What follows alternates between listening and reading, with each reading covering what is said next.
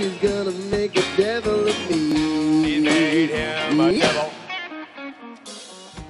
She made you a devil, Bobo. Devil's food cake, Bobo. A tasty treat for the kids in their lunch. Robbie. Hey, Richard.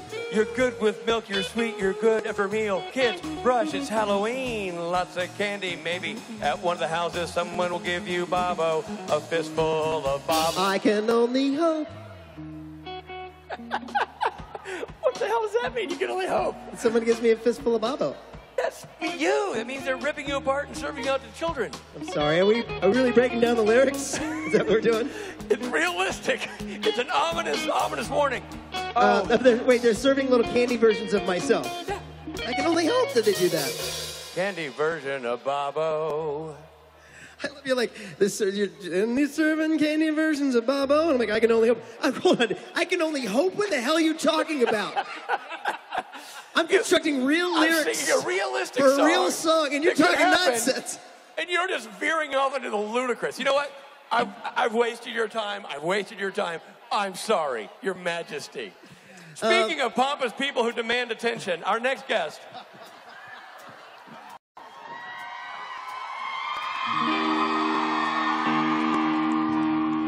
Sorry, I got a frog in my throat. Our next guest isn't able to be here. Thank you, everybody. Good night. Good night. Oh, fine. New Orleans, we weren't sure you were going to earn this. You've been so good all Friday and all Saturday. We're going to allow you one little treat before dinner. A little delicious morsel we call Misha Colins. He's our angel. Come and say goodnight. And he's yummy. He's my angel. Candy angel. Come and make it all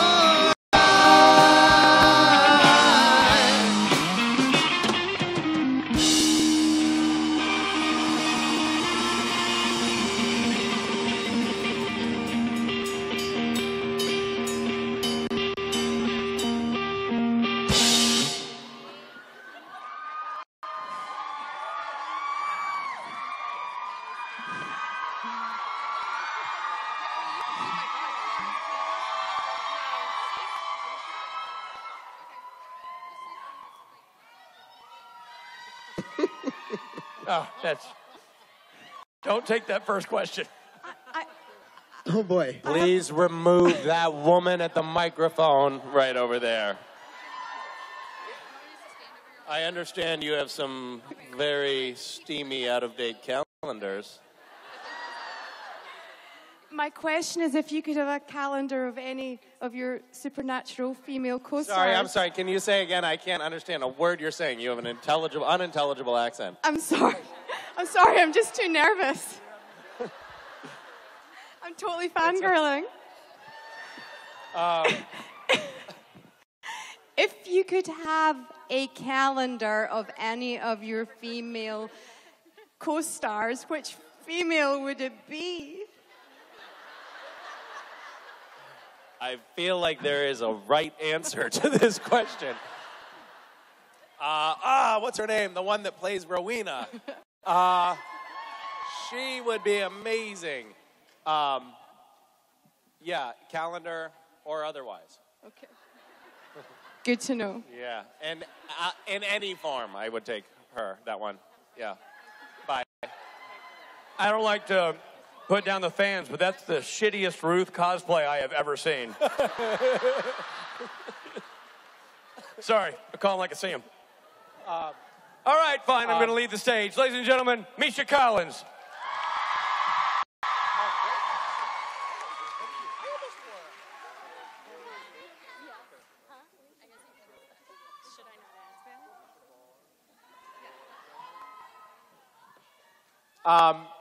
I feel like I was objectifying Ruth just now, and that is not cool. So I'm sorry about that. I'm saying it loudly.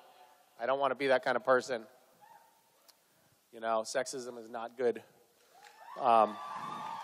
There are signs of progress on that front, though. I have to say, recently, my wife was on the phone with AT&T,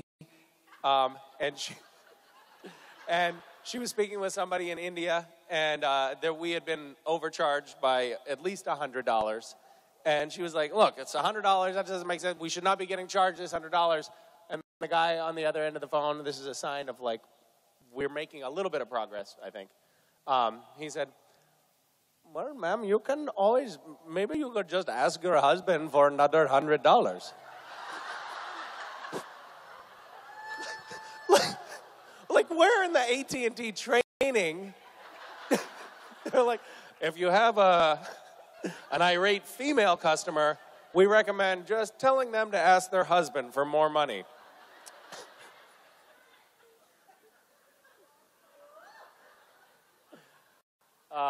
But I said, no, she can't have it.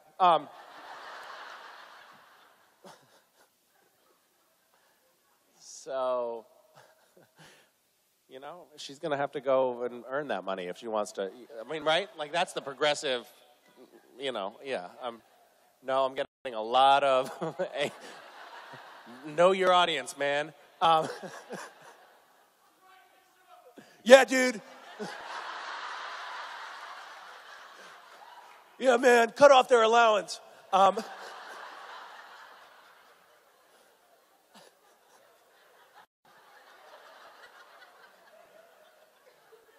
appropriate. That's not funny.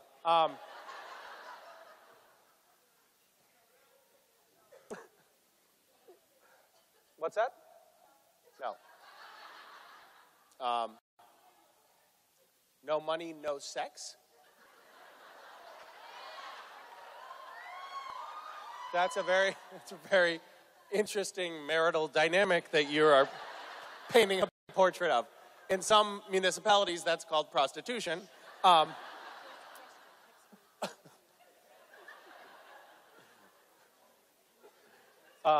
not going to take your sexist stuff. You have to pay us to have sex. It's not. I don't know if that's really the message you want to be sending.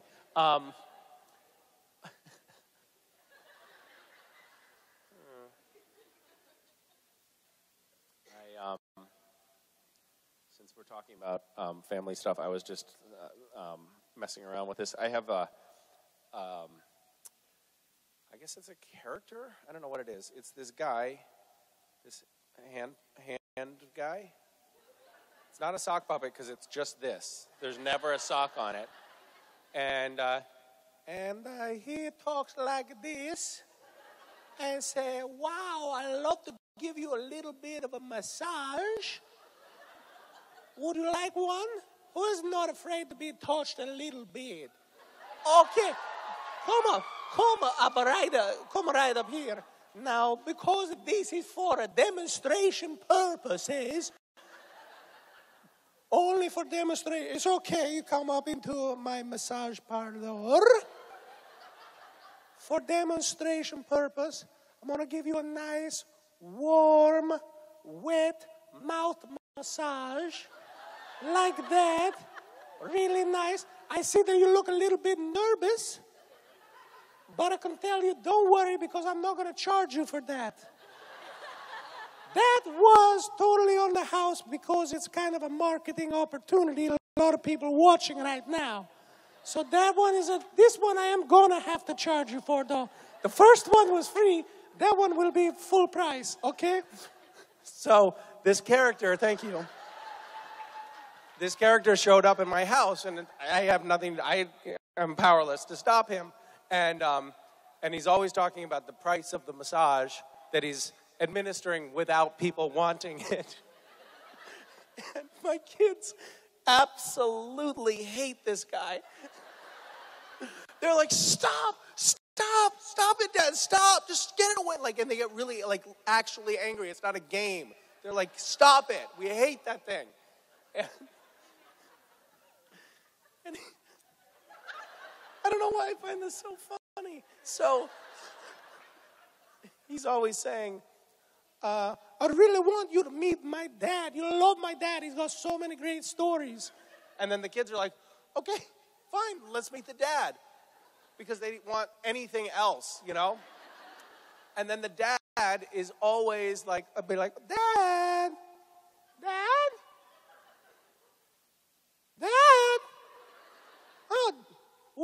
must be out with his friends or something because he's not here right now. So the dad is never around.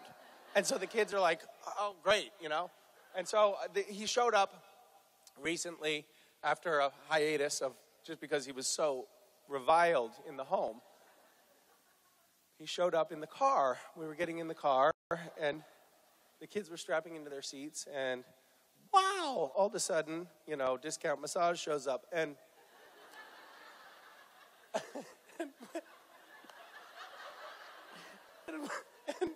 and Wes says, can we meet the dad? And I'm like, Dad? And then, oh, wow, it looks like he left a little note. He's out there taking the baby for a walk. And Wes just starts crying. He just couldn't take it. He was like, he just fucking wanted to meet the dad. And so I read on the imaginary note. I was like, oh, buddy's saying he's going to be back in about 15 minutes. So we get home, and the dad is a train wreck, and he's blind drunk and can't string two words together. And the kids hate him, too. So we have trouble in the home with our imaginary guests. I don't know why I told that story, and I'm sorry for it, but I love the idea of being at panels and everybody's like, no, stop, don't do that goddamn hand thing. Spare us. Okay, how can I help you? Hi. Sorry, a little nervous here. No, that's all right. The woman right before you was, too. So I participated in Gishwa's. What's that? I participated in Gishwa's the last 2 years. Oh, my goodness. Yes. I don't know whether to love you or hate you. Do you have any Gishwas scars? No. No, but you did hesitate. The one thing I really hated was the bear. This past Bear, year. yeah. Yeah, I was one of on the Ohio leg of it. But anyway, when you sit down to think of the tasks, is there anyone that you can think of off the top of your head maybe that was probably your favorite? Or if there are some that you Wait, is there, sorry, can you say that again? Was there any that were your favorite? Or were there any that you could think of that would probably torture us more that you had to pull the plug on? Okay, so just so you know, the list starts out much longer every year. Like this year, I think we had around 200 items. But we always are sort of culling from 300 or 350 items, many of which are nixed in the lead up to Gishwas because they are too dangerous or abusive or insensitive or any number of other sort of negative connotation adjectives.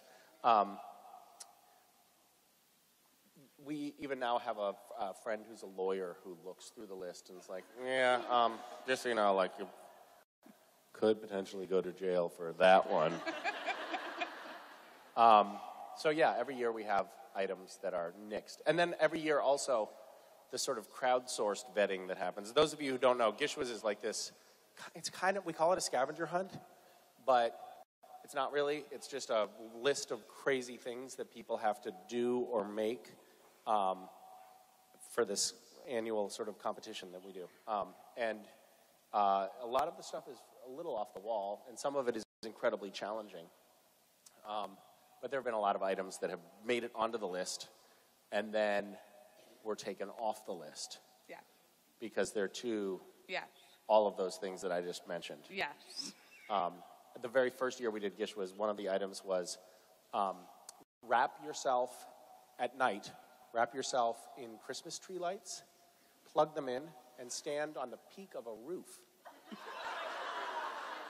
And the very first night of the hunt, some submissions came back, and I looked, and I saw this guy completely tangled up in Christmas tree lights, like bound up like a mummy, precariously balancing on the peak of a steep 3-story roof. And I was like, huh, that's amazing that he survived that. And so that one was a good example of something that we pulled because, I don't know, like you don't have to be a rocket scientist to figure out that that is the stupidest thing to tell somebody to do that you can possibly think of. So, what's that? That guy did not get any points, no. I know, it's sort of capricious, isn't it? Whatever. I think that the victory for him was that he survived. You know? And if he needs more than that, then I think that he's looking in the wrong places for satisfaction. Thank you for that question. Thank you. Hi. Hi. Yeah, you. You're the person at the front of the line. Me? There's no one standing in front of you. That's all right. I almost missed it because I couldn't read the sign and I missed my name. But anyway, many young women in fandom were quite crushed at the latest revelation for your character. Ooh. So, do you have any projects you're going to be working on while you're on vacation from the show? Wait, what are you referring to? Do you mean the death of Castiel? Yes. Okay. I don't even know. Should we tell her? I feel awkward right now. Like, no, I was trying to be nebulous for other people because, you know. Sorry, spoiler alert. See, I didn't say it on purpose. What's that? I didn't say it on purpose. I was trying to be somewhat nebulous. So wait, first of all, if anyone missed the memo about Cass being dead, that ship has sort of sailed. I'm not worried about that. Never mind. Don't worry about it. The thing that I find most interesting, and this has nothing to do with what you just asked, is that we have this new character on the show.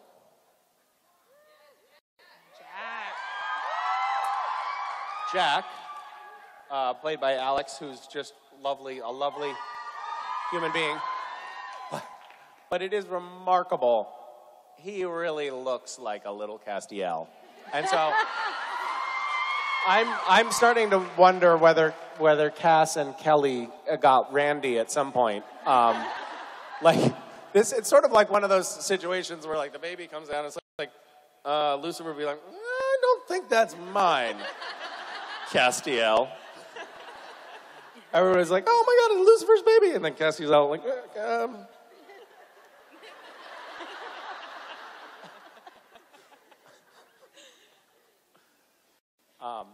he looks exactly like I did when I was his age. It's really something. So anyway, thank you for giving me the opportunity to talk about something else. Hi. Hi. So before Supernatural, my favorite show was Charmed. Oh, yeah. And I was wondering, I know you and Alyssa are still kind of friendly, but how your experience on that show was. So Charmed. Wow.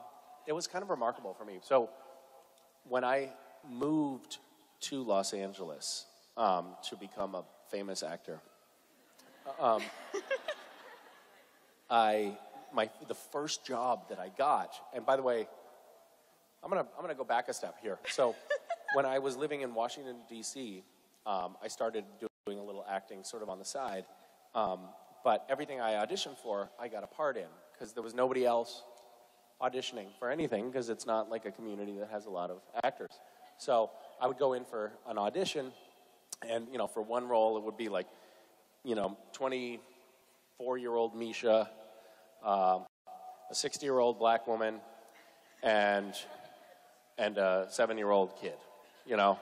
And those would be the 3 people up for that job, you know. And it was like, those are all the actors that they could find in the area.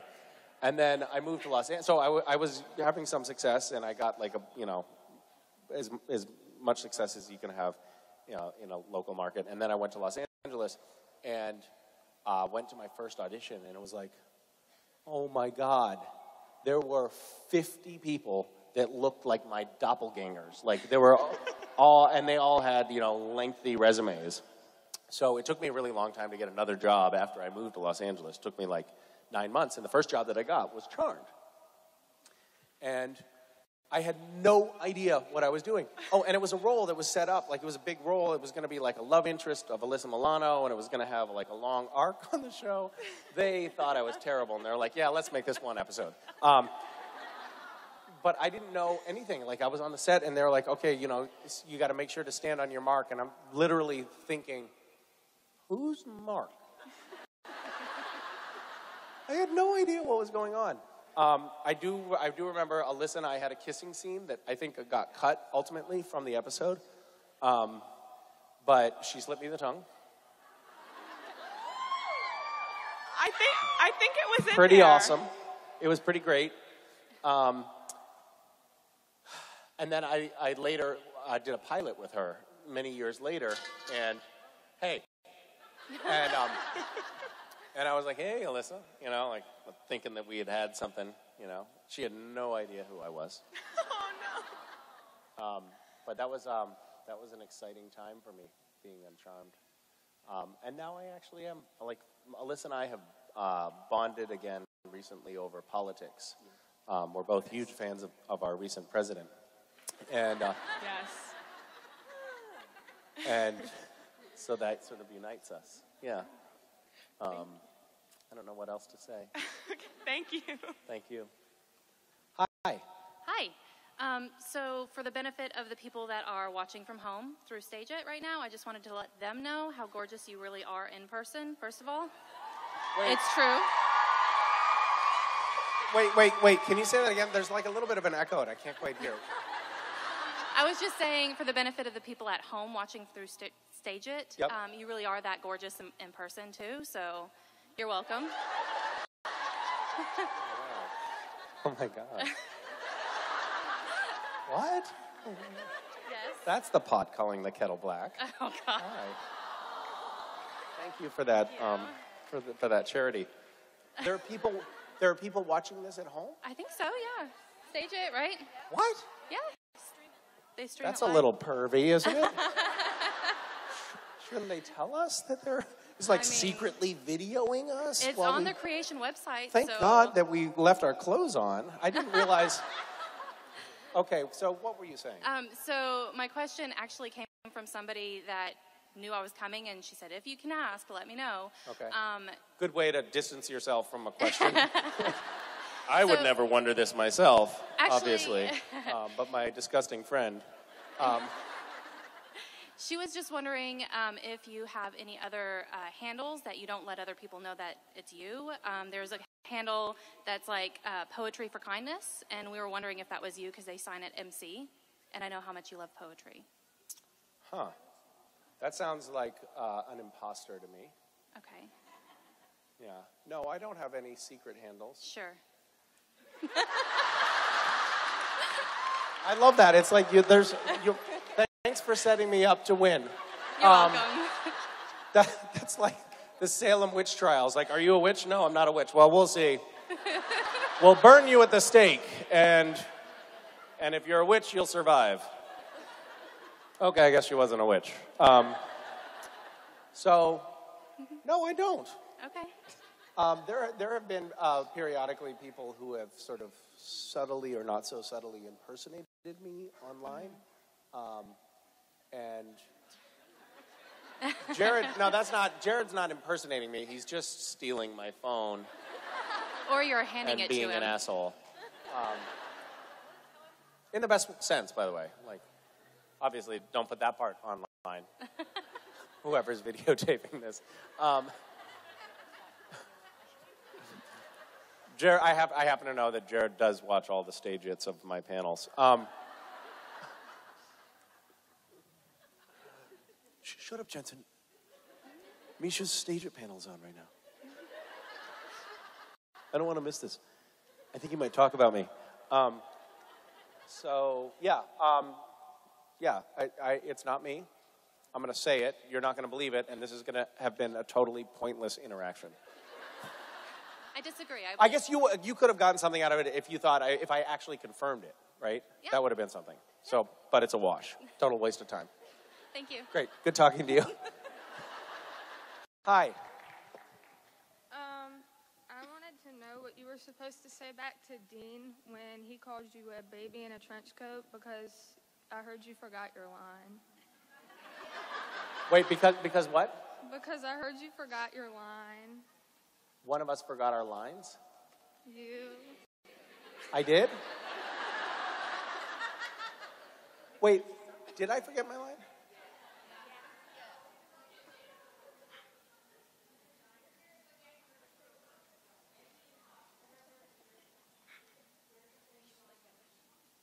I have no recollection of this.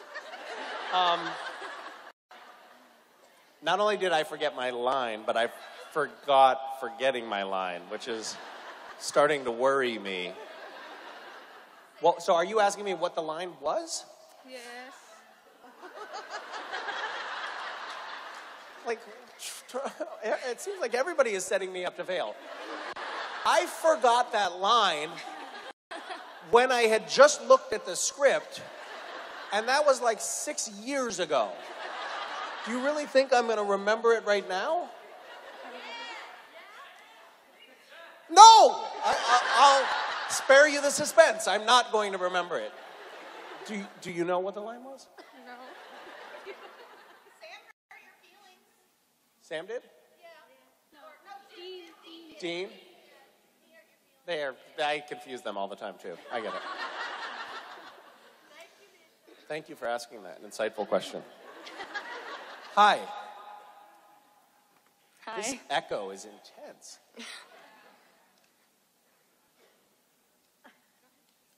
Up. I'm Hillary, and my question would be, if you could change any major event in the show, what would you change and why?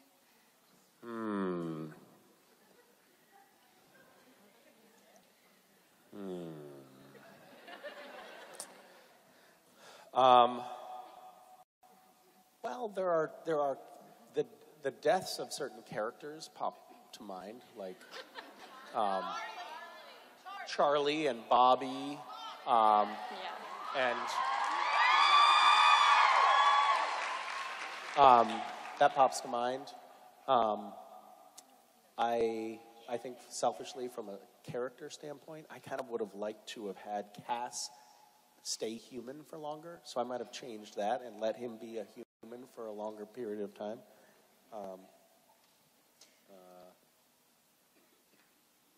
What else? Do you have any ideas? What about Crowley?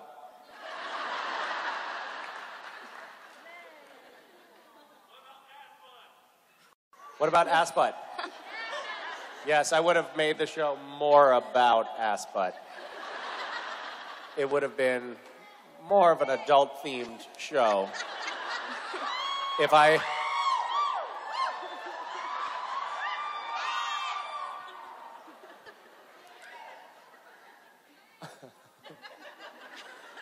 Ass butt.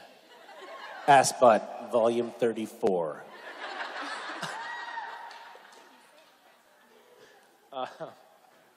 I'm going to drop that thread right now, but thank you for planting the seed. Good talk. Hi. Hello, my name is Hex, and... Hex? H-E-X? H-E-X, yes. Awesome. Yes. I'm here this weekend with a large contingent of knitters and crocheters that met during your Amok with Random Acts 2 years ago. Call ourselves a DPN family, and I know they're all in the audience out there. So I'm asking a question on behalf of them. How is your knitting going? And would you like to join us in our continuing charity knitting that haven't stopped since Amok? Your continued charity what? Knitting and crocheting. Knitting. No. And...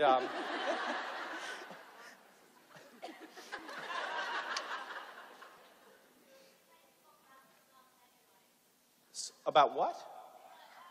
Smut? You talk about smut in the knitting circles? Oh, I may be interested. That was supposed to be a secret. Is that what the modern knitting circle is? It's all like it's a Twitter DM we have ongoing. BDSM porn talk. Yes. Nice. It's sort of shrouded in this, like, stereotypically wholesome activity. We maintained the direct message on Twitter that was originally formed with Justin Guarini and Riley from Wayward Daughters for the Amok, and people just kind of slid out of it over time. As they say. Yes. Yeah, if you'll pardon the expression. It's still around, though. Well, maybe you guys could work on, I'm working on an upcoming series called Ass Butt. And maybe you guys could workshop some storylines there during the knitting circles. I have a tragic knitting story, really sad. I don't even want to bring it up, but I'm going to talk about it.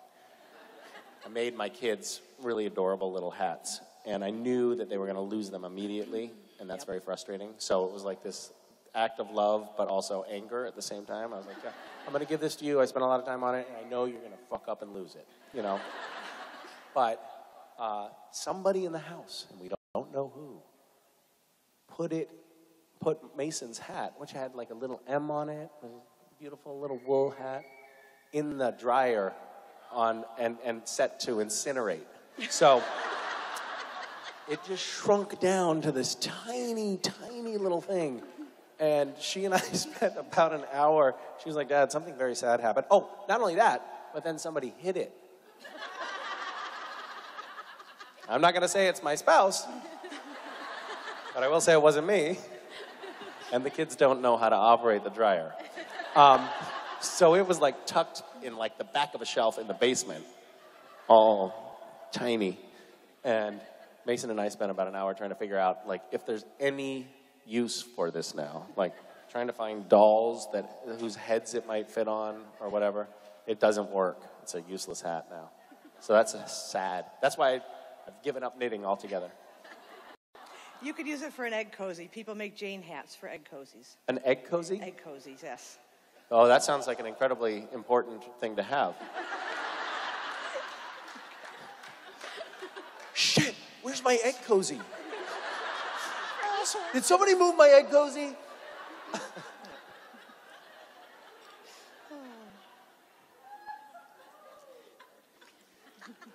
Okay, you can go sit down. Thank you. Hi. I was wondering, when you found out that you were going to say yes to Lucifer, how long did it take for you to prepare? Because you owned it, by the way. Oh, well, thank you. Yes. Well,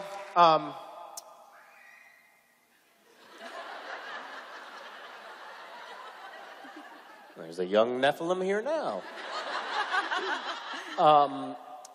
We have, usually we'll get like drafts of scripts a few weeks in advance, like maybe 3 or 4 weeks in advance. So we have sort of some idea that things are coming down the pipe.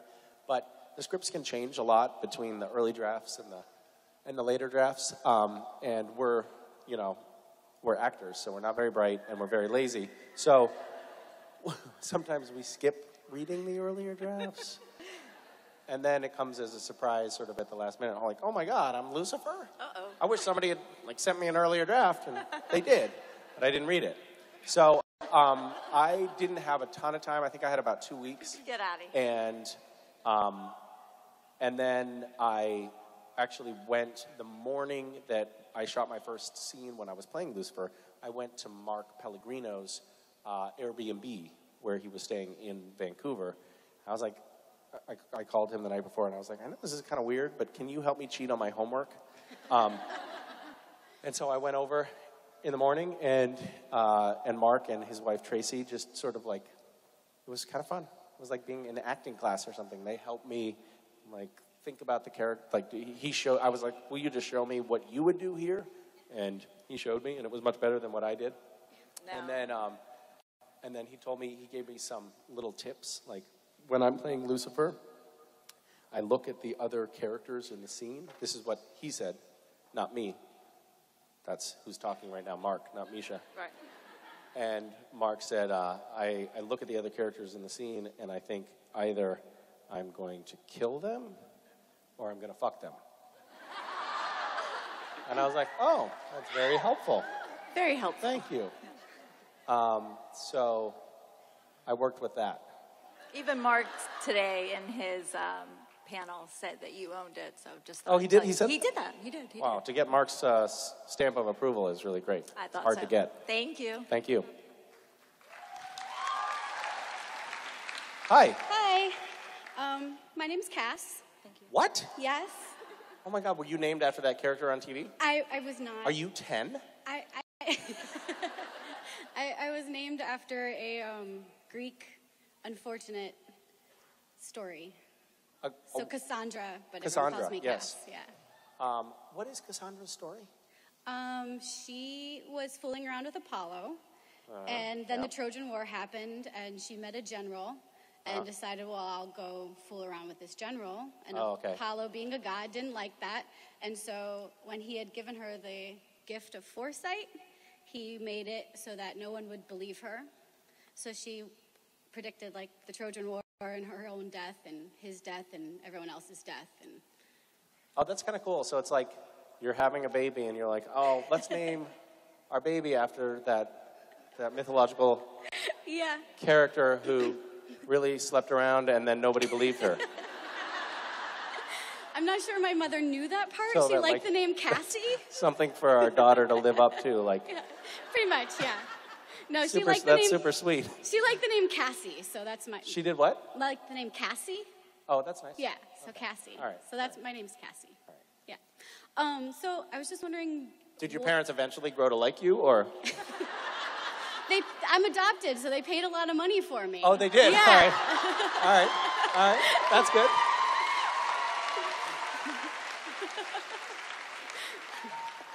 So, yeah, hopefully they like me, because they paid a lot for me. They didn't like you, but they were invested, and so they stuck with you. You know, taking out that 401k. It's called a sunk cost, I think. It's like, well, we have her, we paid for her, we'll stick with her. Exactly. I'm sorry. No, Sorry it's okay. So I was just wondering what your favorite, like, random act of kindness, not the charity, but the act, story is that you've ever been a part of, or that you've heard someone doing, or that you wish more people would do? What's that? Or that you'd wish more people would do? I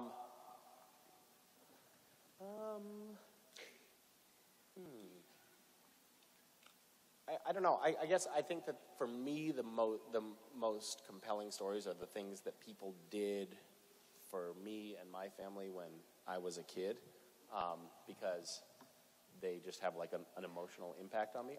I'll tell you two stories. One, I think I'll get through without crying, and the other one I'm not sure about. So the first one is, when I was 7, we had very, very little money. And at one point, me and my mom were camped out on the side of the road, and somebody just stopped, like in a tent, and somebody stopped and gave us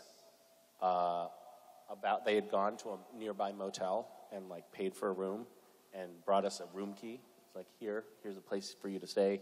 And they gave us a $14 gift certificate to Abdow's Big Boy, which was just like, how are we going to spend all that money? It was so amazing. And that totally stuck with me.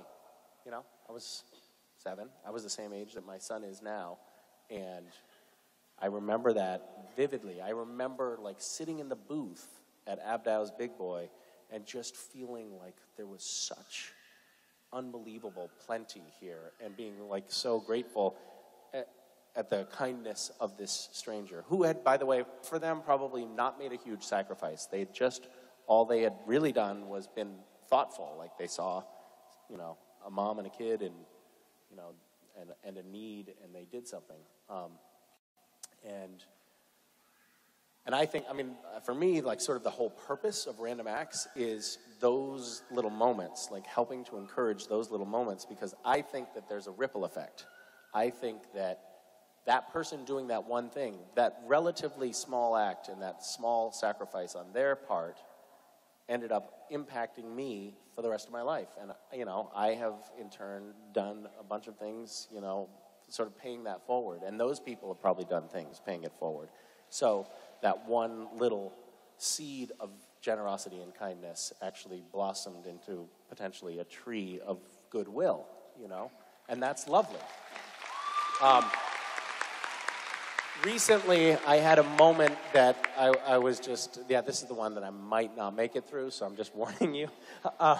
My son had his birthday, and he knew like 3 months in advance what he wanted to do for his birthday. We had found these little notes in our attic, and these gigantic diamonds about this big, like notes from this guy named Sir Ian Drake, who, you know, came across the country in the late 1800s and, you know, had some run-ins with pirates, and there's, you know, some treasure. It was sort of an elaborate story that I made up that particularly West was like really enamored of. And we had these giant plastic diamonds that looked like real plastic garbage.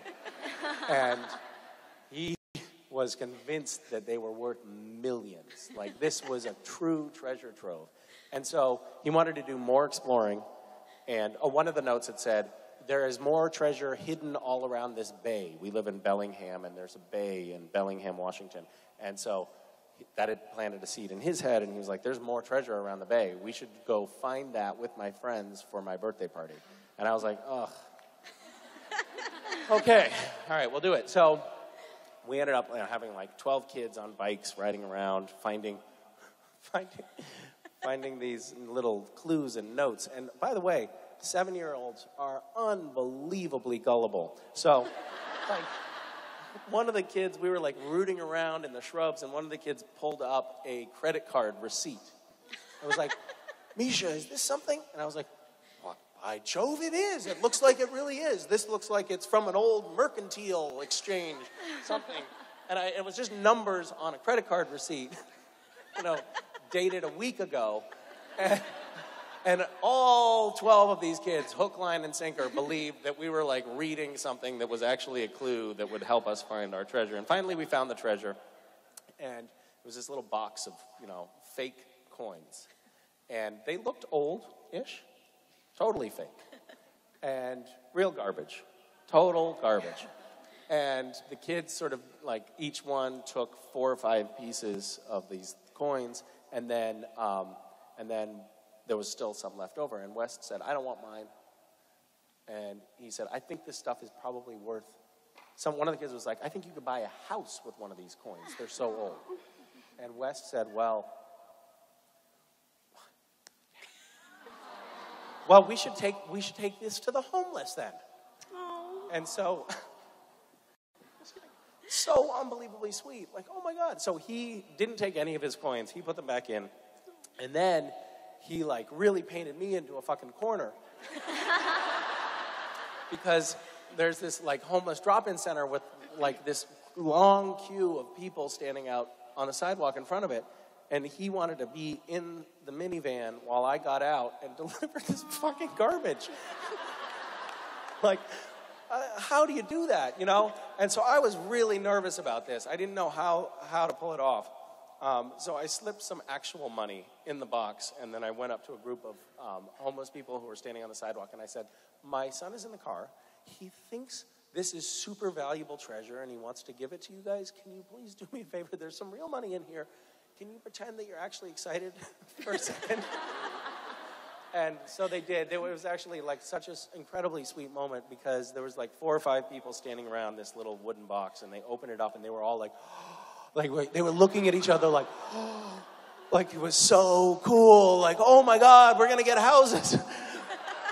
They're not. It's garbage. But it was a very sweet moment. And then when I was putting the kids to bed that night, I asked them, like, what was your favorite part about today? And Wes said, giving the treasure to the homeless. It was very sweet. So, anyway. Thank you. Hi. Hi. I don't really have a question, because honestly, I didn't think that would be picked. But just share something with us. I don't know, something that you feel you shouldn't, maybe? Wait, did you just say share something with you? With us.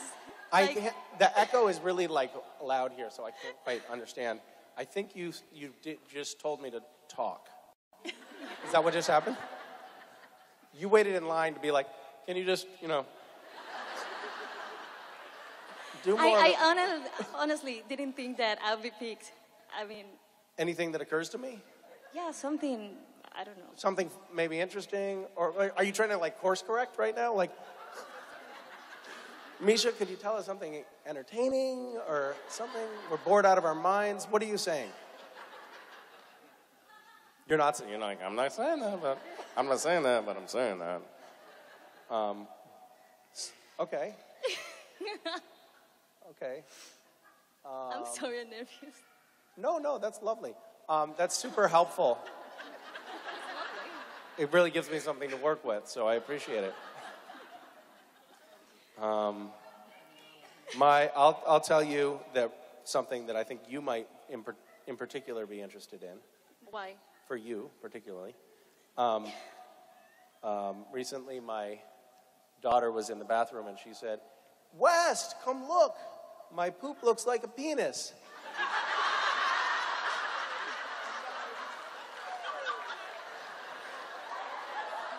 And West said, "No, I've seen that before." He was having breakfast.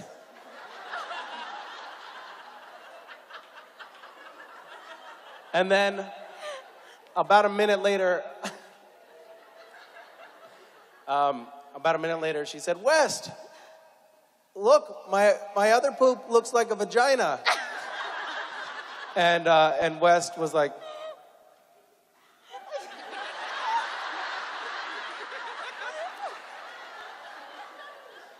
so there you go. Thank you. Hello. I feel like I've sort of veered off topic a little bit. Is that? Aren't we supposed to be talking about like storylines and plot points and stuff on Supernatural? And no. Well, if you bring it up, Everyone's like, "No, we're sick of that we show." can get back on that. Okay, what were you saying? Well, if you want to get to a storyline, how much can you tell us? How much can I tell you? Yes, about. I can tell you everything. What do you want to know? Okay, well, the most recent. I don't want to spoil it for anybody. You want a spoiler? I don't want to spoil it for people. It sounds like Okay, everybody's it looks pretty like an unified on this. overwhelming yes. So yes, spoils it for us. So spoilers are good? Yes. Yes.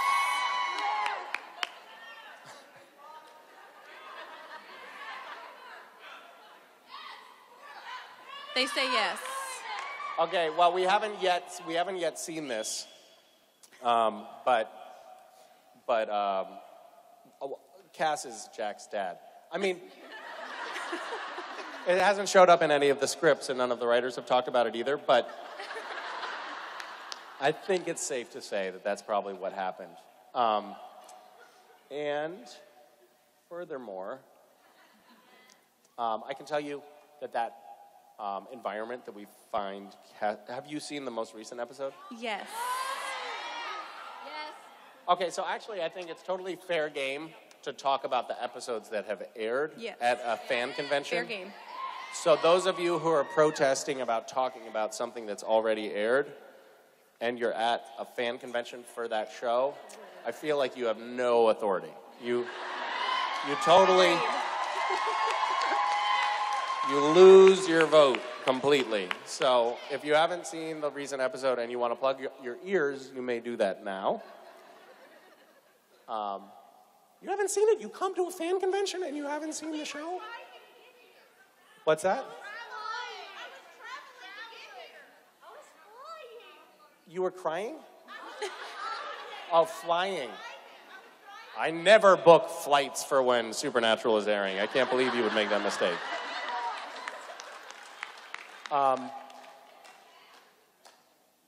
Okay, in any event, if you don't want to hear, you should cover your ears. That environment that we find, CASS, or CAS, depending on how you spell it, the environment in which we find him in, that was the strangest shoot of my entire experience on the show. It was just very, very weird. We ended up using a motion control camera, which is this really elaborate, enormous piece of machinery that none of us, the whole crew was kind of baffled by it, and it was like this we were all just trying to figure out how to make that work. So I'm super curious to see how next episode turns out, because there's a lot of just like, you know, casts on black. It's going to be weird. That's a sort of a spoiler. Sort of. Not really. Yeah. Thank you. Yes? Hi, my name's Caitlin, and I was wondering what's been your worst day on set? What did she say? Worst day on set. Oh, there's so many to choose from.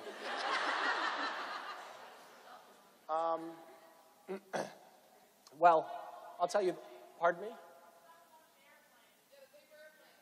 The airplane days sucked ass.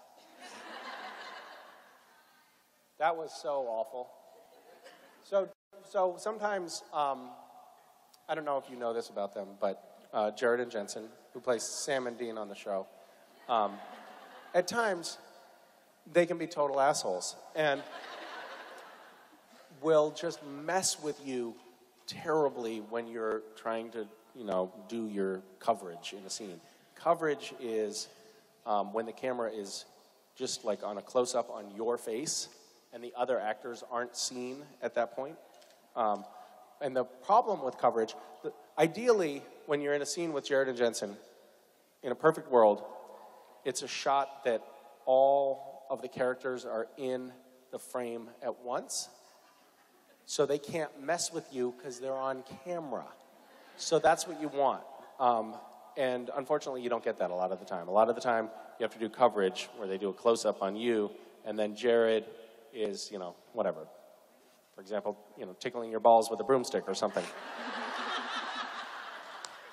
And there was one day in particular in season 9 where Jared and Jensen just were relentless. They were just messing with me to no end. And my constitution is such that I can't not laugh. Like if somebody's messing around, I'm gonna laugh. Jim Beaver can, like Jared and Jensen can be total goons behind the camera, and he's just stone-faced. It's amazing. Like they would do this thing, I think it was maybe like season 6 when Jared discovered that, so the camera operator also had, our A camera operator, which is like our sort of top camera operator, is Brad Creaser. And the thing is, like when you're holding a camera, you have to hold very still. If the camera operator starts to like giggle or something like that, it messes up the shot.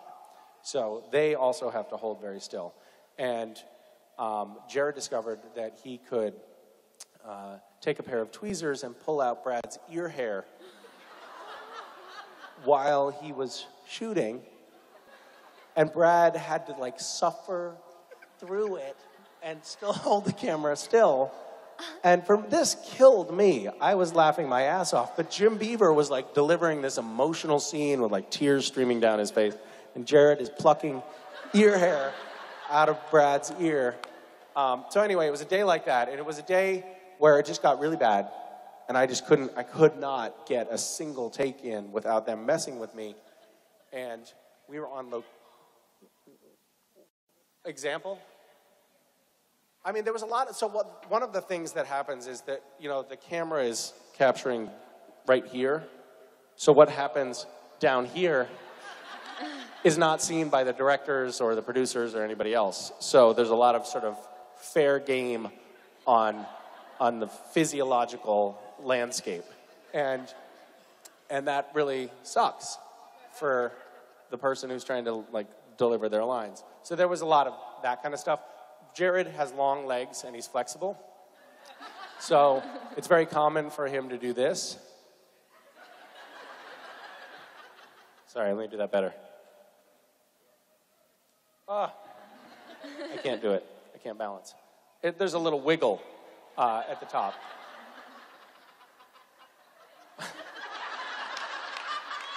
So anyway, it was a day like that, and it was so bad, we were on location, which means we weren't shooting in the studio. We were about a 5-mile drive from the studio. It was so bad that they called, the people on set called back to the production offices and said, hey, you guys should come down here and watch them fuck with Misha. And people, like, they left their desks at Supernatural headquarters and drove down for the show of just watching Misha tear his hair out with frustration. It was so bad that the next day, Jensen actually came up to me and apologized. He was like, listen, Misha, I actually want to say I'm sorry. Yesterday, it got a little out of line. So when it was Jared and Jensen's turn for their coverage, I was like, I'm going to get these guys back. And I got a paper airplane, and I threw it at them. And it just went, you know. And it was just, it was such a miserable punctuation to a terrible day. So recently, Alex is new on the show, and Alex, because he's new on the show, he's still trying to do a good job.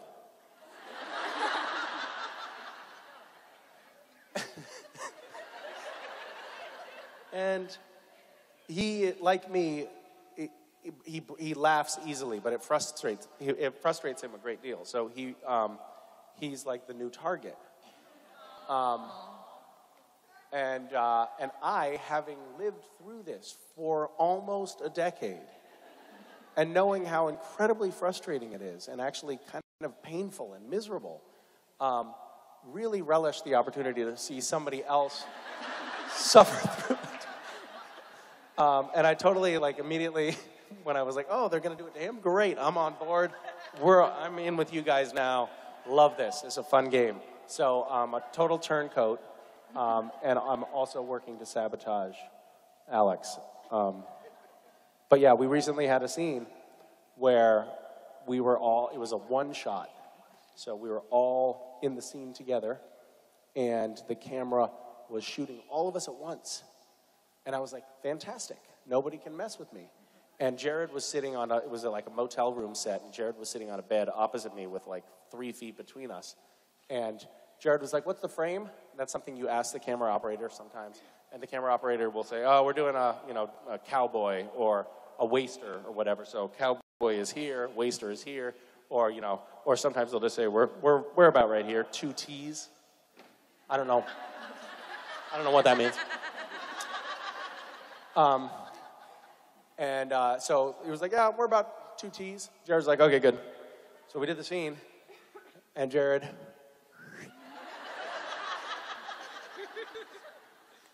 while he's in the frame delivering his dialogue, he's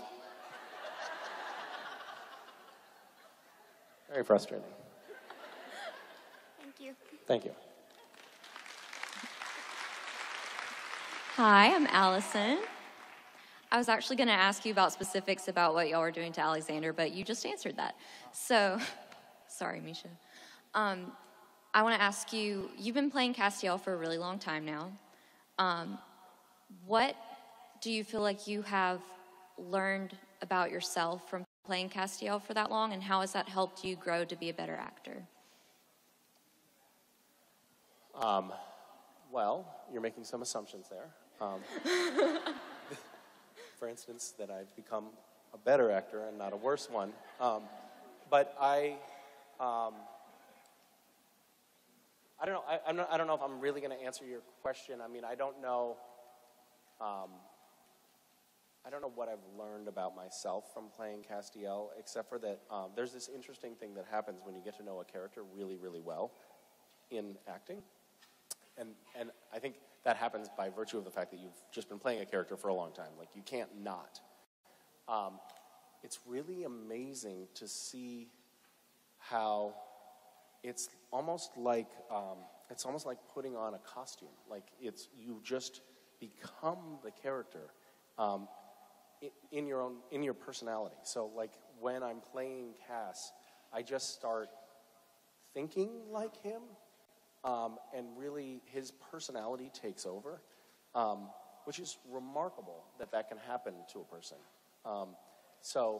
And as time has gone on and Cass's character has morphed over the years, he's become more empathetic about humans, and he was human for a while, and he was God, and all of these sort of life experiences pile up, and they change his character bit by bit over time. Weirdly, and I think this is true for Jared and Jensen as well, weirdly, I don't think that we have to think about that. It's like that character has grown with us, and we have changed over time, but so have the characters, and they're kind of evolving in parallel with us as people. It's super bizarre. We did this interview for Entertainment Weekly at Comic-Con. Yeah, hey, who knew season 13 we would, it's really unusual for a show to be getting like a cover in season 13. Awesome. But we had, one of the things that's actually kind of annoying about doing press for a TV show is normally what they want to know when they're asking, like reporters want to know when they're asking you questions, is what can you tease about what's coming up? And the truth is, pretty much nothing, because I'm not allowed to tell you what's going on. So I can speak in vague terms and tease things, but it's not really an interesting conversation. So they did this Supernatural sort of retrospective issue, Entertainment Weekly, and it was nice because we actually got to sit down and talk about the show in retrospective. And we got to, like, it was really weird. I don't think this has ever happened before, but like me, Jared, and Jensen were sitting in a room really talking excitedly and earnestly about Supernatural for like an hour. And one of the things that happened was Jensen said that he had had this dream. And in the dream, basically in the dream, Sam dies. But he's dreaming as Dean, not as Jensen. So he dreamed Dean's dream. And in the dream, basically, he trades the keys for the Impala for a motorcycle because he doesn't need room for a passenger anymore. And it's like kind of heartbreaking, right? But the amazing thing was, sitting in the room there, me and Jared and Jensen all got choked up having him recount this dream. And it was like we have gotten to know these characters so well that even thinking about the demise of one of them is really genuinely, organically emotional for us now. And I think that is kind of a fascinating thing about knowing a character and playing a character for a long time. It becomes so integral that it becomes a little bit hard to sort of separate from your own emotional being, if that makes sense. I don't know. It was like a really moving little moment. I hope we never have to have an earnest exchange of ideas again, but it happened. It's water under the bridge. And yeah, thanks. Yeah. Thank you. I think you have one more here, buddy. Hi. How are you? I'm well, thank you. So I teach high school. Oh, sorry, you only get one question. Yeah, that was it. Oh, sorry. I teach high school English. Oh. And I recently, thank you. I recently finished a poetry unit, and I used you reciting some poetry in my classroom, which several of my students loved, and they're jealous of me right now. But who is your favorite poet? I love some like older Sufi poets like Rumi, who are truly profound and beautiful. My favorite living poet is Mary Oliver, she's the biggest best-selling living poet, so it's a very mainstream, not a very interesting answer. But her poetry is just beautiful. I love it. I recently listened to an hour-long interview with Mary Oliver, and she's, all of her poetry is like about being in nature and walking and observing the butterflies, but it's truly profound. She has this one poem, if you want to look up an amazing poem, Wild Geese is a poem that she wrote that's just beautiful and heartbreaking. But it's all like this beautiful, like nature stuff.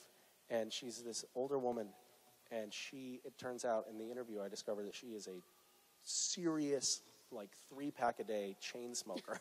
And it totally blew my world to discover that. It's really like you'd have to know Mary Oliver to be surprised by that fact, and you guys clearly don't and are not, but it blew my mind. Yeah. Thank you. Thank you. I got to say, it's a real treat to come out on stage and hear you having heartfelt conversations and not your usual prepubescent, sex-filled rants. So that was, that's really weird. No, this was actually a very PG experience, all in all, I would say. Okay, well then, New Orleans, We invented one porn, I guess.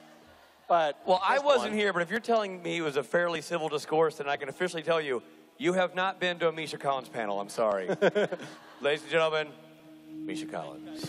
He's our angel. Come and save me tonight. He's our angel. Come and make it all right.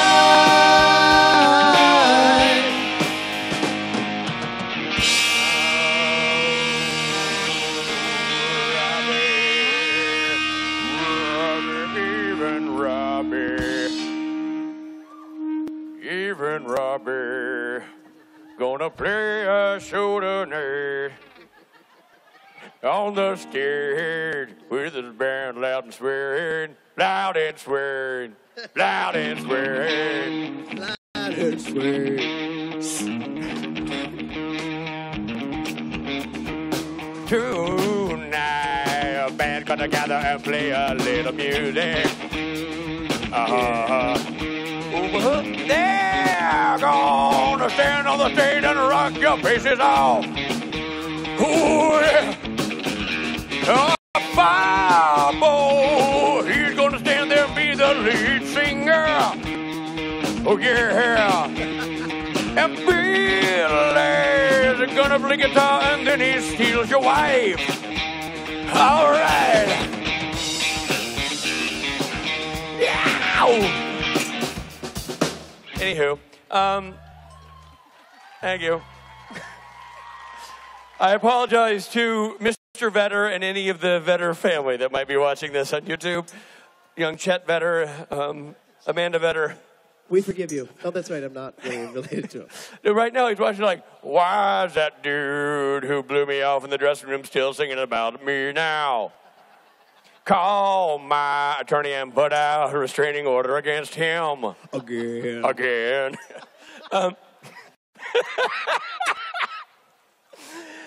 Inside jokes are the darndest. Here's the thing, everybody. Saturday Night Special is happening tonight. We hope you will join us for it. That is why we are giddy, because it's our favorite part of the convention. We don't care about the boys. We've seen them. That's not that impressive. What we're excited about is this show tonight, anchored by this band. Come check them out. We're excited to see everybody. Anything else we need to add? Are we good? Are we ready? I think we're good. We're ready. We'll Great see you job, in a few Saturday, hours. people. Great job. You're doing great, Nolans. We'll see you tonight for the party.